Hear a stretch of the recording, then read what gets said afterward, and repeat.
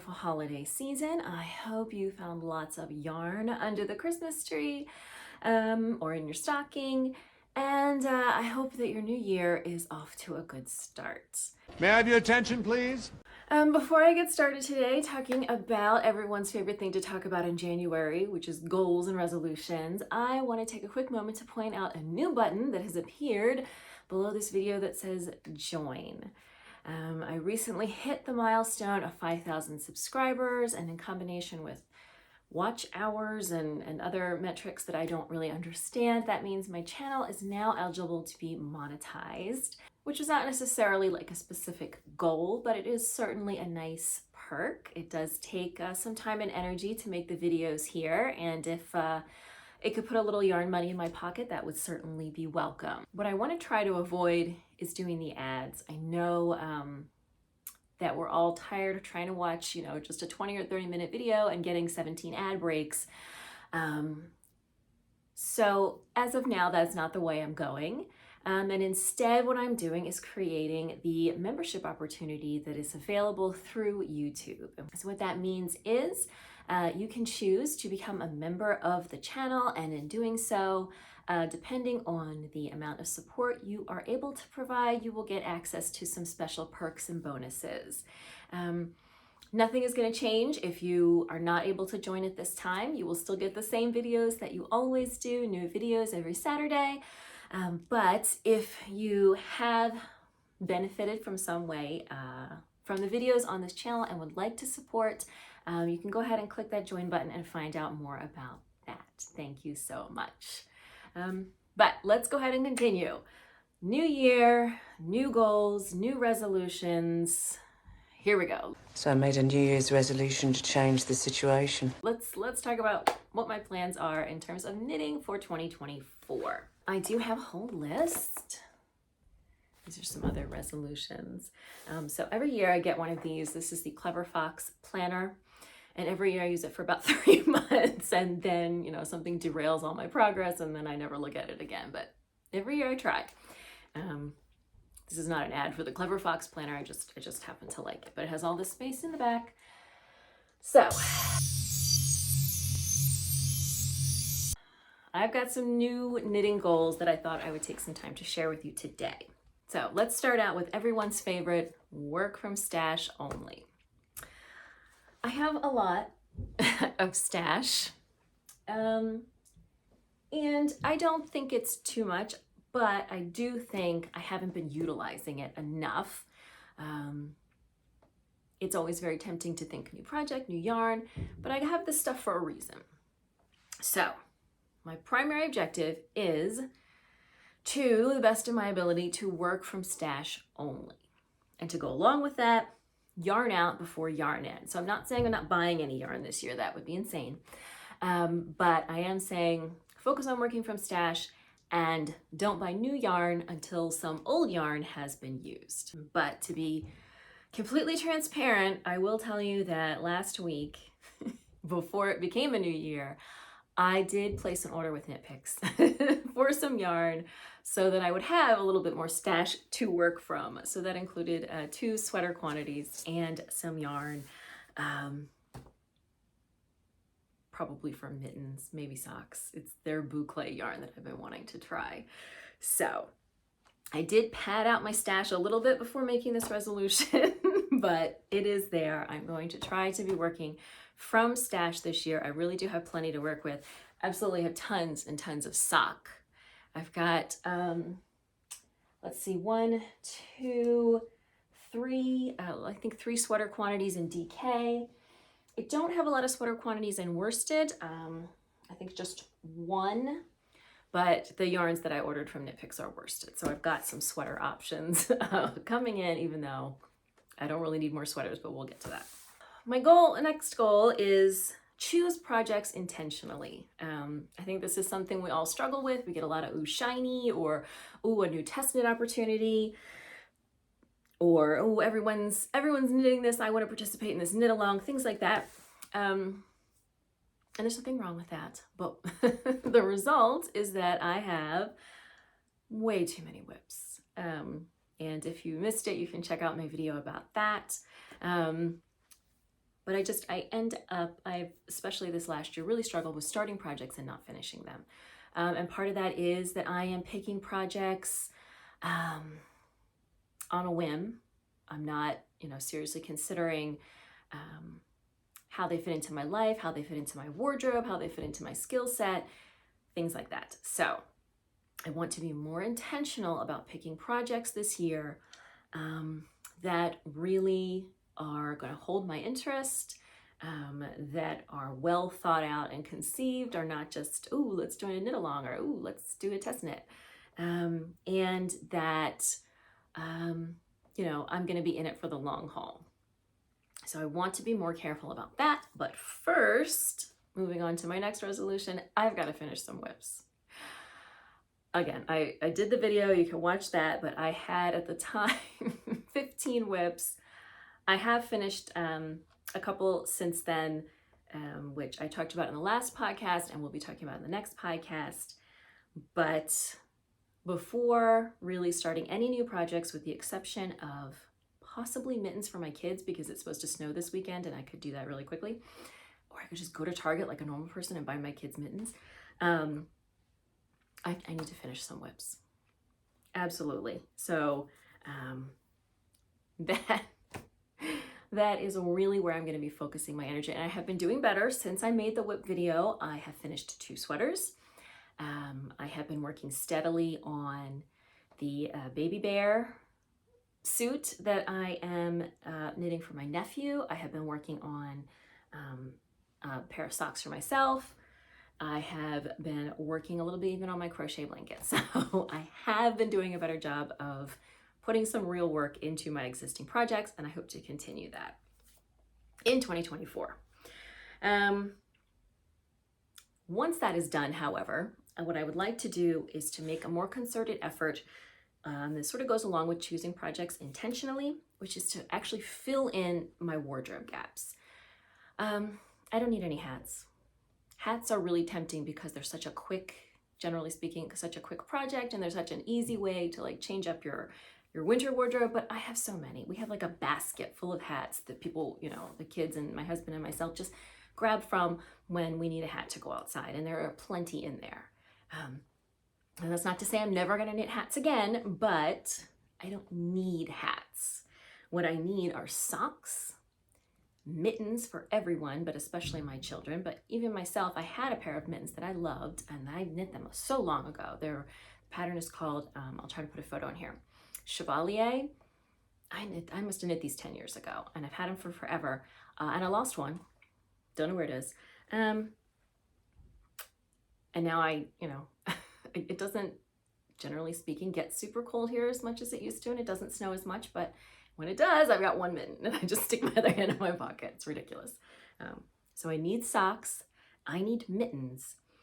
And while I do have a fair number of sweaters, and I'm always gonna be a sweater knitter, I don't need a bunch more like super cabled, striped, detailed sweaters. What I need are some kind of basic neutral color sweaters. So the yarns that I bought from Knit Picks are a black and a cream, maybe a gray cream color, to hopefully add some kind of straightforward neutral color sweaters to my wardrobe. There are a couple of patterns I'm considering. One of them is the Rowena jumper. A really cute basic is going to go with everything. Also the Nido pullover, and this one is from Brooklyn Tweed. Again, really basic, straightforward, not sure about the shape. I do want something that's going to go with a lot of things in my wardrobe. Lots of different kinds of pants and skirts and dresses. And then the other one is this I'm not sure how to pronounce it. This is an Isabel Kramer pattern, as just a nice basic with some neat details cardigan to throw on and go with pretty much everything. So those are the 3 patterns that I'm considering in terms of filling in those wardrobe gaps and getting some basic sweaters into my wardrobe. I don't have any particular sock or mitten patterns that I am looking at. I did start a pair of mittens for myself last winter that I think I got through a cuff, and then I needed the needles for something else. The little cuff is still sitting over there on my table. So I have a cuff. I have some nice yarn for it that I picked out. It's a nice, I think it was maybe a yarn club from Fiber for the People. It's just sort of a speckly white, black, brown. That'll make some nice mittens when I get around to it. So before I plan any other projects that are more impulsive and don't fill any specific needs, focus on those items moving forward so I can kind of round out my wardrobe a bit. My next resolution is to publish all of my sketched out designs. So I am retired from pattern design, meaning it's not my job, but it is still something I really enjoy doing. And I have a fair number of ideas that just never got published, but I would like to move forward with them. So this is not great, but these are some sketches of ideas I had. So this is the front and back of a single piece. This is, and so I've actually started this and this. And I'm kind of getting started on this. This I'm probably just gonna let go. And then I also have another sort of warm weather, and actually wound up yarn for this too, project. And then the other night, I'm not sure about this one, but I had a dream about a sweater that I don't know, may already exist. I kind of looked around Ravelry to see if maybe I had seen it somewhere, and that's why it was in mind. I couldn't find anything really. It was just the idea of an airy, not lace weight, but using a lace weight yarns held together to create a kind of a fingering weight, or maybe like a sport weight with cables with a leaf motif. I don't know.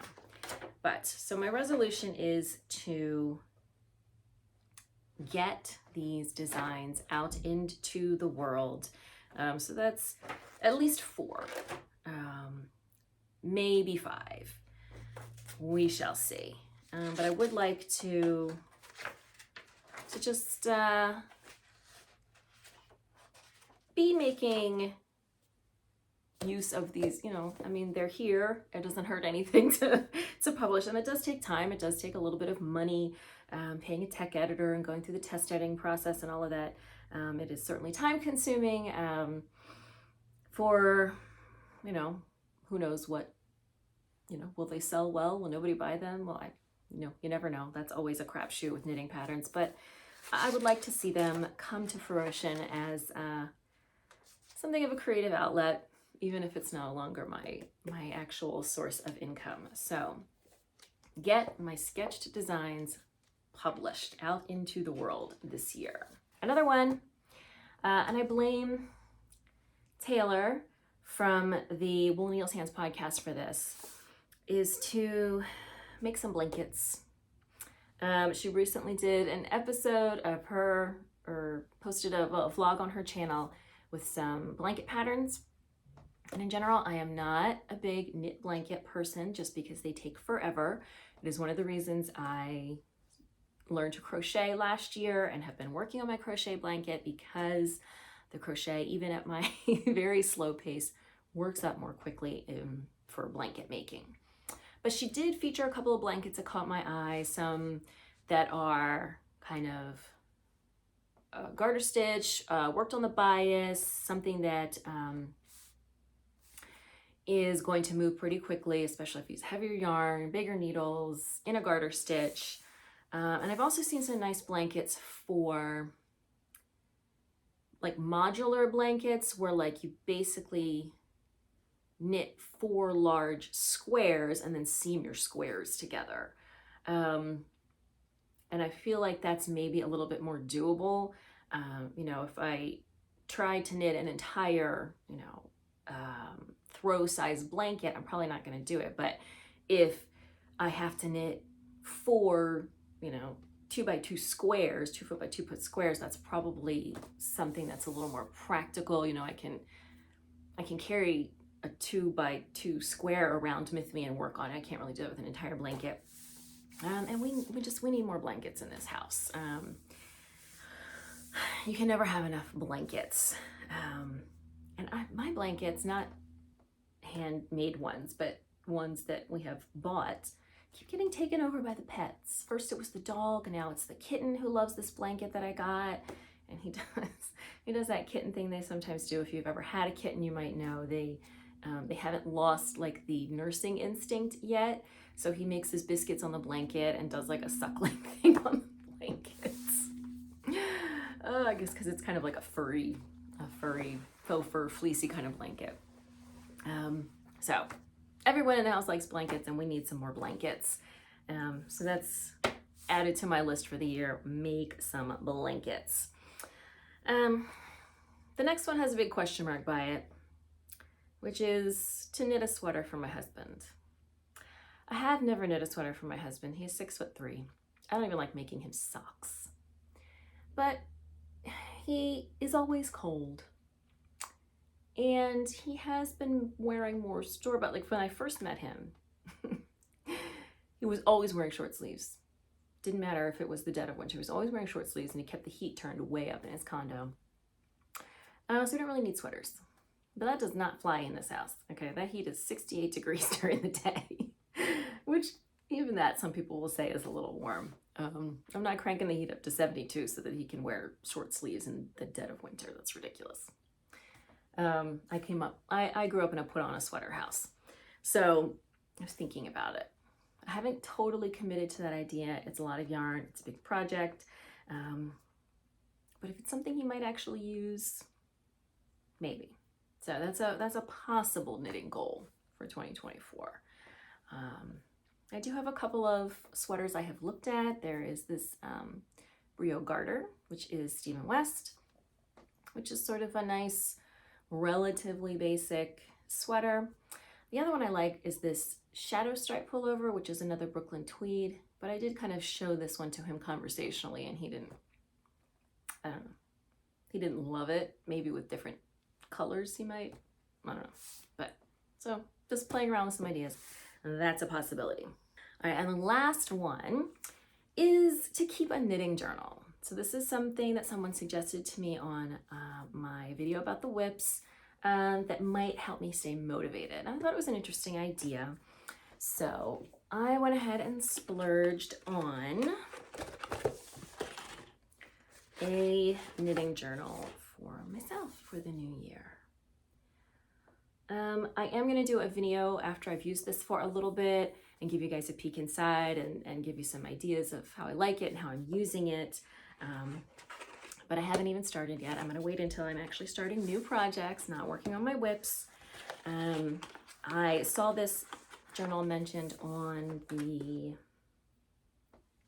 Young Folk Knits podcast. So I went, and it is a bit of a splurge. I did do an extra splurge for the one with the gilded edges, just because I thought it looked extra special. So I will talk to you guys more about that later.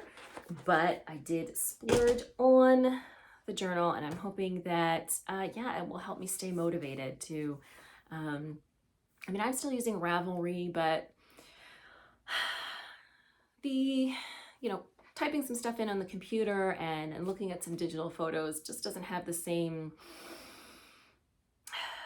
vibe, the same inspiring element that, kind of flipping through a journal, and maybe, you put a little bit of you put your swatch in there if you want, or you put a little bit of the yarn, attach it to the page and see your progress. And I think that's going to maybe be a little bit more motivational for the year. So as I said, as I start using the journal and get into it, I will let you guys know how that's going and do a video and show you inside. It is really cute.